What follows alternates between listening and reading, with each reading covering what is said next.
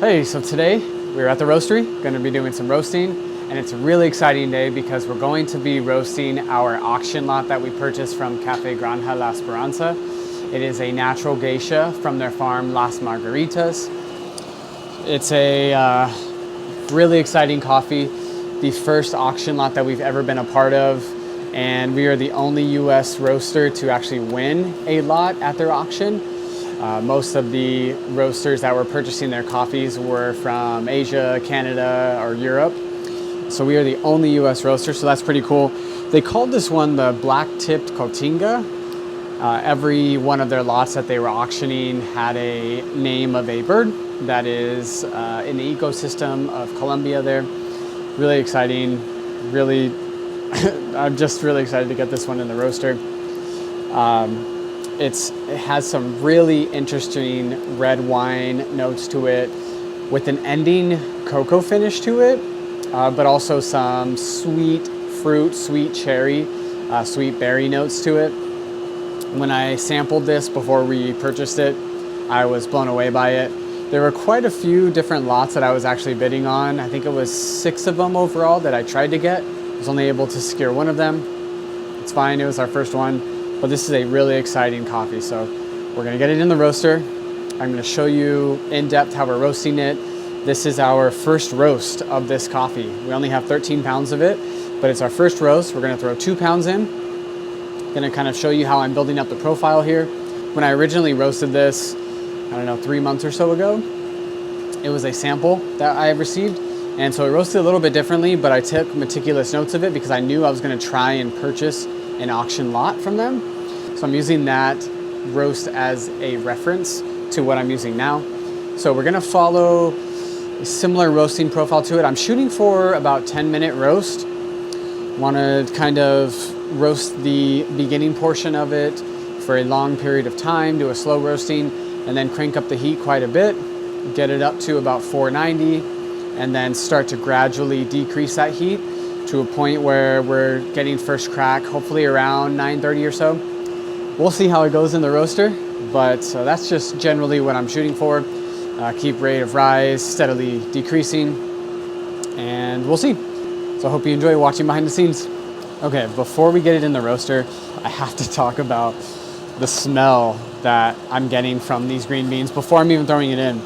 It is extremely sweet, like a candy sweet, almost fake candy. It's a little bit of like a sweet corn to it as well, but oh my God. I just want to eat this. I just want to throw this back and chew on it, and oh my God, it's extremely sweet. Most of the coffees I get from them are sweeter, on the sweeter side, especially their natural ones because of their extended fermentation that they use. That usually leaves us with a bit of a winey note to it. I like that. Not everyone likes that, but I really like that. So this is a traditional, naturally processed coffee, so we are going to get those sweeter notes to it. But wow, pretty amazing. The color of these beans, as are most of naturally processed coffees, are going to be a little more on the darker side, so not really green, more yellowish, kind of a tan yellowish to it. And that's because they sat inside of the cherries for so long as they were soaking up and fermenting and drying out, and they change the color of the beans. If you do a traditional wash processed coffee, they're going to be very green looking. Wow. Oh, I'm so excited to get this in. It's going to be an extremely juicy coffee. Let's get it in now. I'm a little nervous throwing this in because it's $130 a pound and really don't want to mess it up. But I know I won't. It's going to be really good. Here we go. Okay, so as we are monitoring this, a couple of things that we're going to look for is when we increase the heat, when we decrease the loft, and we're monitoring how quickly it's increasing on the digital thermometer of the bean temperature. All of those factors are going to play into when we're making these changes, and we're watching them very closely, making very meticulous changes. And the first thing that I'm noticing here is the heat that it's registering on the bean temperature is a little bit hotter than normal. Just something to note, nothing good or bad about that. Second thing is a lot of the outside of the coffee bean, the chaff, is starting to release very early on. So we're 234 bean temperature. A lot of chaff is releasing. We're about 2 minutes in. Roast air temp is pretty good, right? Right now we're at 406. So 2 minutes and 30 seconds in. We're at heat knob 6. It's looking good. I think what we'll do is around 4 minutes or so, we'll get it up to heat knob 7, which will be the highest that will go. Hopefully the highest that will go. And according to my log from the sample roast, the roast air temp did get hot pretty early on, that's fine. But also we increased temperature around 4 minutes or so. Another note here is we're 3 minutes and 30 seconds in. It got to yellowing pretty quickly. And roast air temp's at 426. So the heat is rising pretty rapidly, so we're gonna monitor that. I probably won't increase it to 7 yet. I'm gonna wait maybe till 4 minutes and 30 seconds. I want yellowing to continue for a little bit longer. Yeah, roast air temp is stabilizing around, it's 434 at the moment, but between 426 and 435. So that's good. We want it to stabilize during the yellowing process. I think that's where it starts to cook the inside quite a bit. And I think now we're gonna crank it up to the highest temp, which is 7. It's 4 minutes and 30 seconds. And so far looks good. Okay, another update. We are 6 minutes and 15 seconds in, and roast air temp is about to hit 490. That's usually the point where I start to turn it down a bit. And we kind of want to maintain that temperature a bit. Just one thing to note is a lot of the chaff came off during yellowing process. Pretty typical of geishas for the chaff to come off during yellowing, around 300 degrees or so. There are some coffees, I noticed with some Ethiopian coffees I've roasted, that much more of the chaff will come off either right before first crack or right as first crack is beginning. Temperature's increasing, so we are cranking down the knob just a little bit to maintain around 490. I do want to keep the roast air temp below 500, and the roast will probably be ending within the next 2.5 minutes or so. Woo! Color looks phenomenal here. Wow. So even. We love that. We love even looking roasts. Sometimes the geishas will look a little bit different, but this one looks good. As we're getting into roughly the 390 degrees temperatures, first crack could begin any time now. So we do want to stabilize our heat. We want to kind of roll this a bit.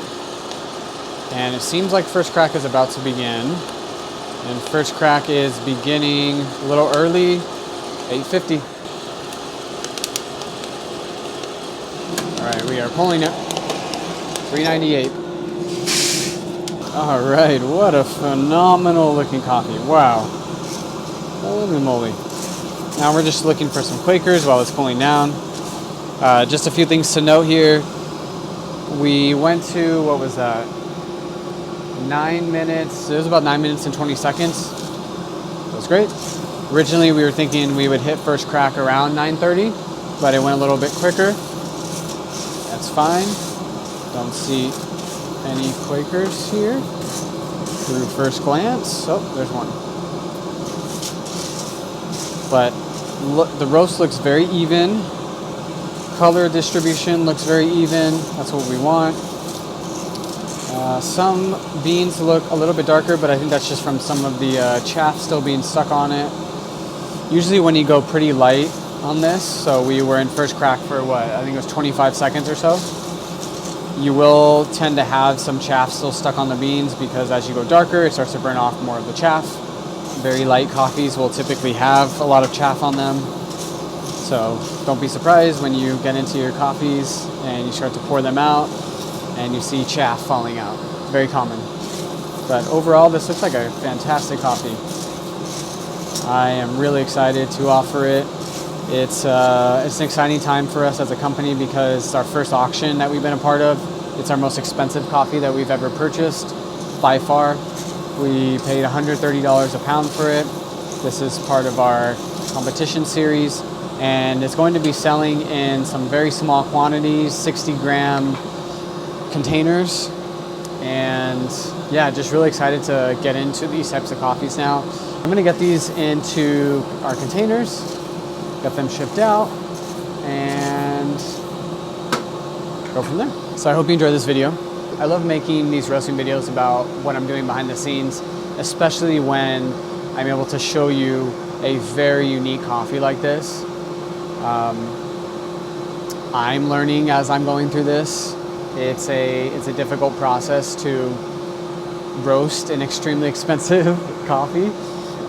You don't want to mess up, and you can make minor mistakes and it will completely throw off the taste of the coffee. So I don't know if it's luck here, but we did get a very good roast. It pretty much met all of the expectations I was looking for, and I can't wait to get this cupped and consumed within the next week or two. And I think the best and most optimal time to drink this is probably going to be around 3 to 4 weeks.